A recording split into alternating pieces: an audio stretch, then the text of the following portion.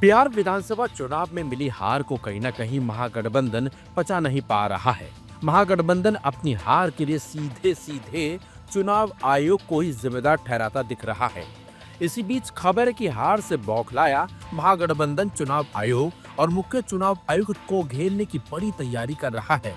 और तो और विपक्ष मतदाता सूची के विशेष गहन पुनरीक्षण यानी कि एसआईआर के खिलाफ आर पार के मूड में है। संसद के शीतकालीन सत्र में विपक्ष इस मुद्दे को पूरे जोर शोर से उठाने की तैयारी में है। साथ ही साथ इंडिया गठबंधन के घटक दल मुख्य चुनाव आयुक्त ज्ञानेश कुमार को पद से हटाने के लिए उनके खिलाफ महाअभियोग के प्रस्ताव की संभावनाओं पर भी विचार कर रहे हैं। रणनीतिकार मानते हैं कि एसआईआर के मुद्दे पर इंडिया गठबंधन को एकजुट और पूरी आक्रामकता के साथ लड़ाई लड़नी होगी।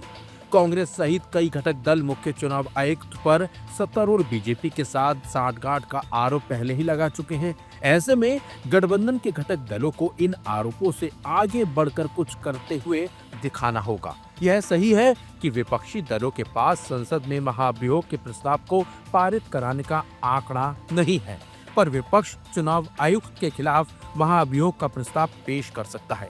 पार्टी के एक वरिष्ठ नेता ने कहा कि इससे जहां लोगों में यह संदेश जाएगा कि गठबंधन मतदाता सूची में गड़बड़ी के आरोपों को लेकर काफी गंभीर है, तो वहीं इंडिया गठबंधन के घटक दलों के बीच बिखराव की खबरों पर भी लगाम लग जाएगी।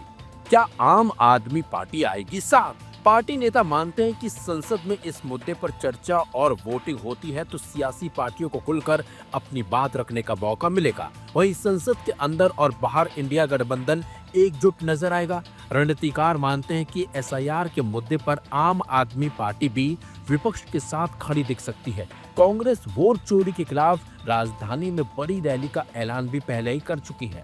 वहीं पश्चिम बंगाल की मुख्यमंत्री ममता बनर्जी ने गुरुवार को मुख्य निर्वाचन आयुक्त ज्ञानेश कुमार को पत्र लिखकर आरोप लगाया है कि राज्य में मतदाता सूची के एसआईआर की मौजूदा प्रक्रिया अनियोजित और जबरन तरीके से चलाई जा रही है। यह नागरिकों और अधिकारियों दोनों को जोखिम में डाल रहा है।